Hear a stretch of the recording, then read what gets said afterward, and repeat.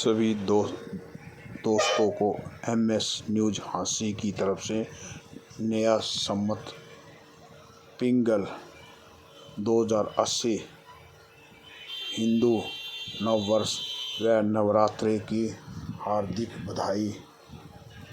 जय श्री श्याम। खाटू नरेश की जय, हारे के सारे की जय, श्याम सरकार की जय।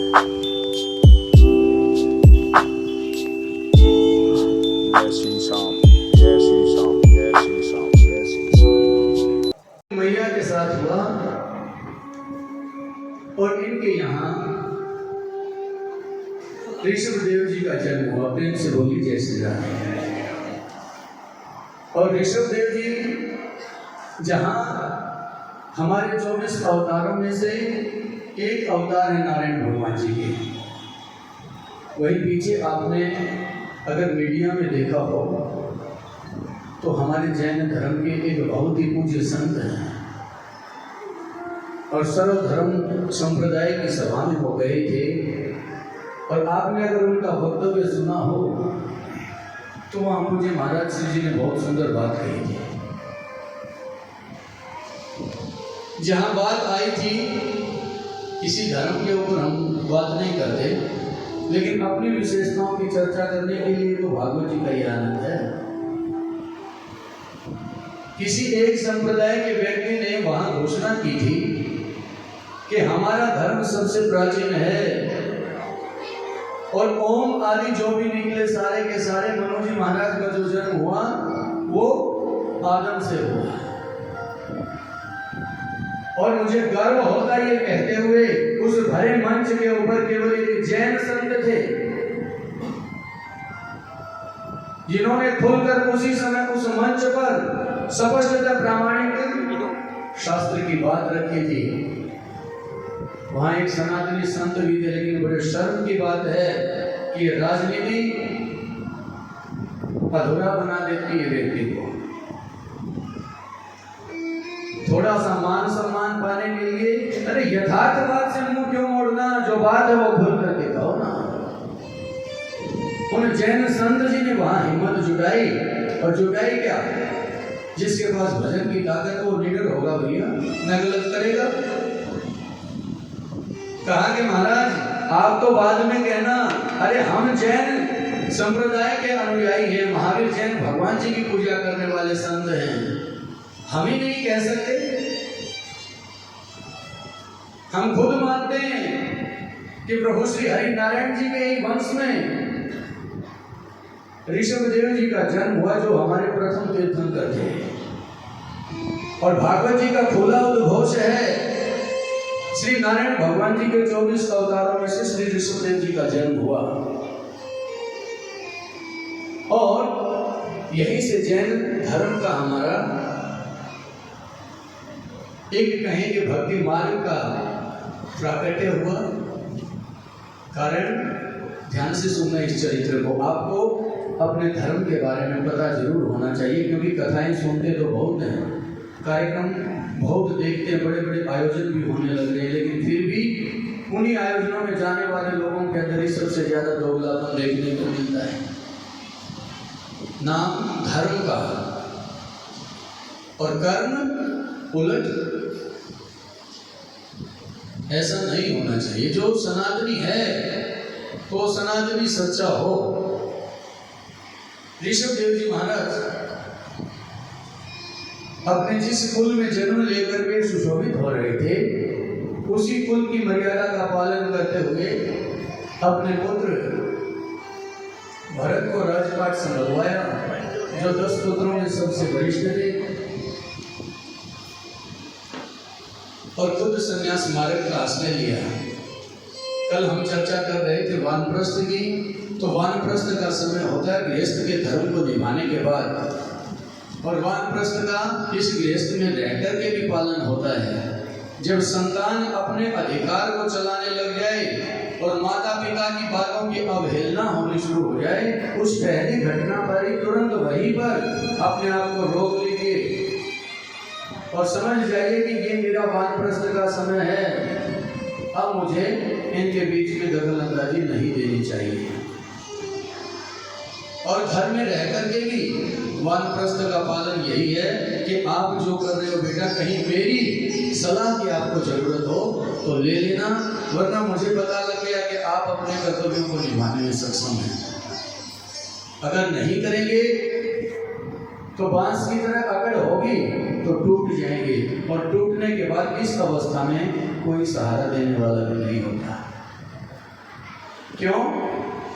अक्सर पति पत्नी की भी स्थिति है, एक दूसरे को गाली गलौज करके जीवन काटने की बात बन जाती है, क्योंकि पत्नी का युवावस्था में अपमान किया हुआ होता है, इसलिए वो सारा का सारा बदला इस उम्र में निकालती है।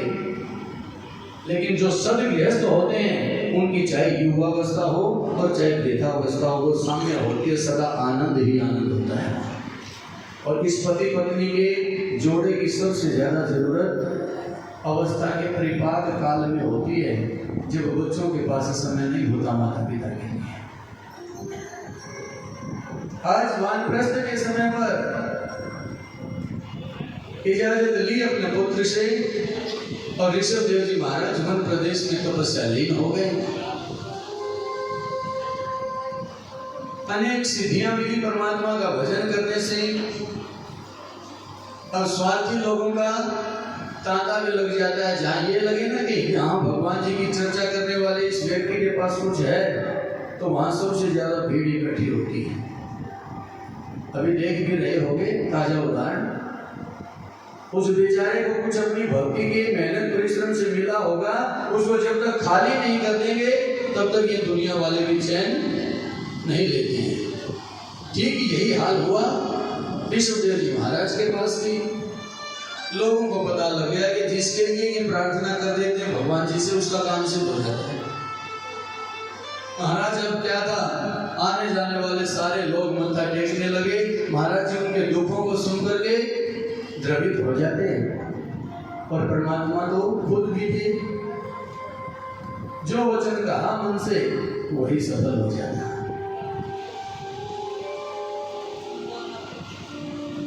भीड़ बढ़ती देख करके महाराज जी सोचने लगे कि मैं जो इस अवस्था में भजन करने के लिए आया था, वही ममता के बंधन बांध करके ये लोग फिर मुझे आकर के परेशान कर रहे हैं, इनसे कैसे बचा जाए। महाराज नंग धड़क रहना शुरू कर दिया, वही मल त्यागते, वही मूत्र, और उसी में लोट लगा करके दिन भर जिसको संसार गंदगी मानता है, उसकी दुर्गंध से ही कोई पास में नहीं फटकता था। लेकिन उन संत जी की प्रीति को कौन जाने, जो एक बाड़ बनाई थी बीच में उस माया से बचने के लिए, उसको ये जगत नहीं पहचान पाया। हर कोई एक ही बात कहता, वहां क्या करोगे जाकर के, अरे उसे तो रहना भी नहीं आता। लेकिन संत जी के लिए तो जो मल इस शरीर के अंदर था और बाहर उसी मल के साथ लिपटे होने में कोई अंतर ही नहीं था। और जब मन शुद्ध है,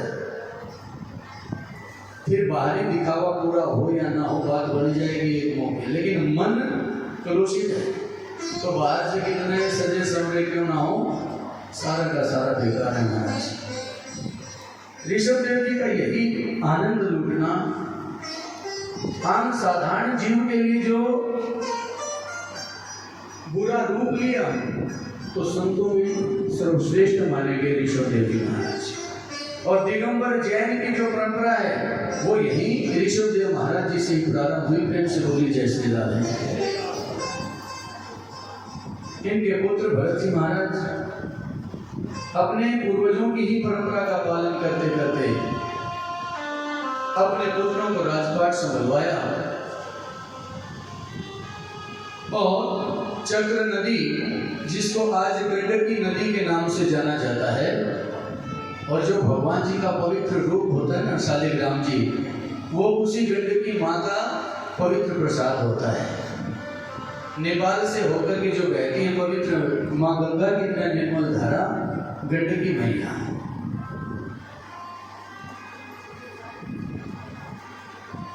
घर घर ठाकुर तुलसी से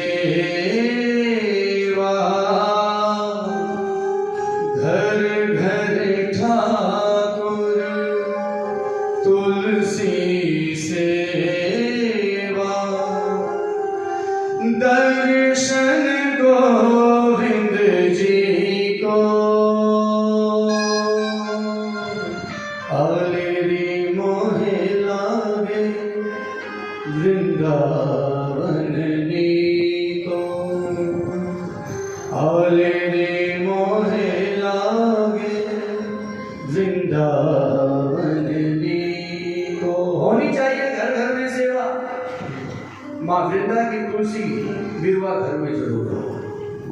और गोविंद भगवान जी के बाल गोपाल जी की आजकल पूजा बहुत बढ़ती आ रही है। लोग खूब पूजा करें, बड़ी अच्छी बातें करनी चाहिए। लेकिन प्यारो, ये देखा देखी क्या करने लगे, ये भी तो थोड़ा गौर करिए। हाँ, अपने को भक्त होने का सर्टिफिकेट दिलाने के लिए ठाकुर जी को आज बीच में घसीटा जा रहा है। दिखावे के लिए ठाकुर जी लिए जा रहे हैं। पहली बात तो किसी को गिफ्ट मत करिए ठाकुर जी, ये गिफ्ट का विषय नहीं है। सबसे बुरी बात अनेकों उदाहरण देखने में मिलते हैं कि किसी को गिफ्ट में ठाकुर जी दे दिए और सामने वाले की भावना है या नहीं पूजा करने की, आप उसको जबरदस्ती थोप रहे हो। और मेरे गोविंद जी की पूजा जबरदस्ती का विषय नहीं है, ये प्रेम का विषय है। और तब ग्रहण करनी चाहिए ठाकुर जी की सेवा जब अंदर से हिलोर उठे और प्रेम जागे कि हाँ, मैं निभा सकता हूं मेरे कन्हैयालाल जी की पूजा। तब गोविंद जी की पूजा स्वीकार करें। देखा देखी नहीं। 2 दिन का चाव और तीसरे दिन से गोविंद भगवान जी की घर में कोई पूजा करने वाला नहीं होता। मजाक मत बनाइए, ये मजाक का विषय नहीं।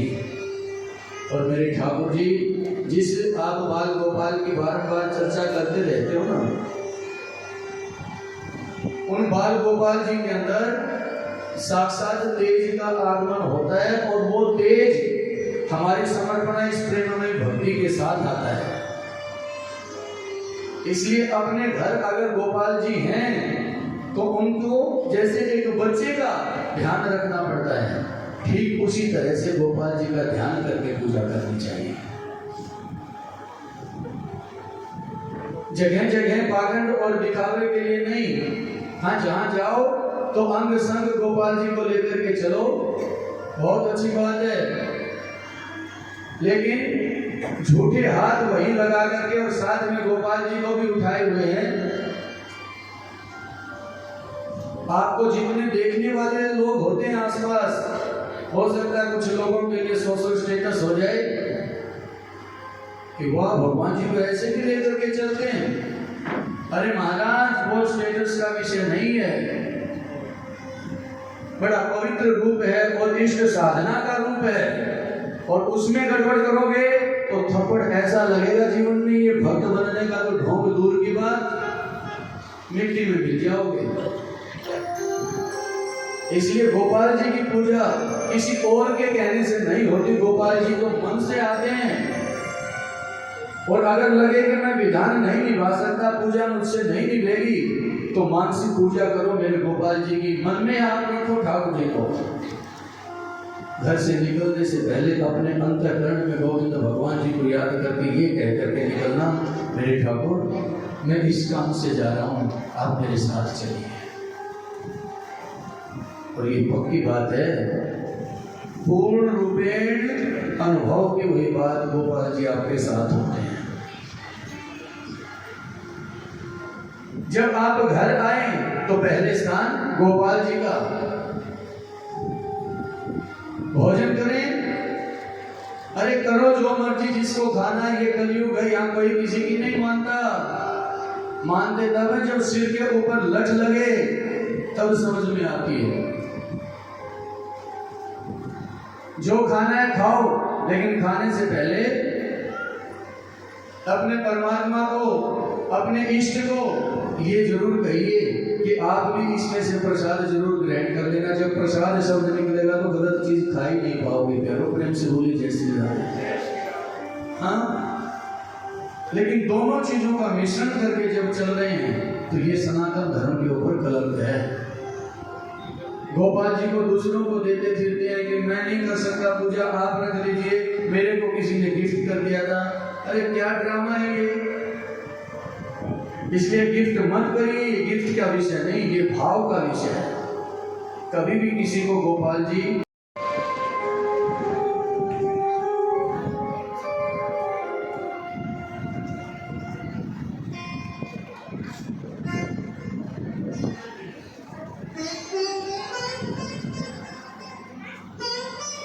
मेरे प्यारे से मधुर भगवान रे, आओ श्याम जी कन्हैया नंद लाल जी, मेरे प्राणों से। अब भरत जी महाराज गोपाल जी की सेवा मेरे नारायण भगवान श्री शालिग्राम जी की नित्य सेवा निभा रहे हैं। एक दिन गंडकी मैया में जल के बीच में खड़े स्नान कर रहे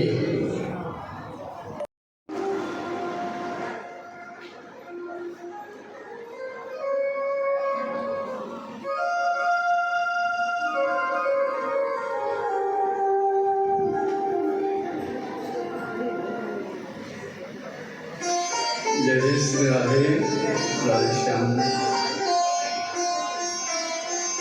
आनंद मेरे ठाकुर जी का यूं ही जो आप बाबा जी की सेवा और कोई बड़ी बात नहीं है कि हांसी नगरी में तो खाटू धाम की जो एक संकल्पना मन में चलने लगी, राधे श्याम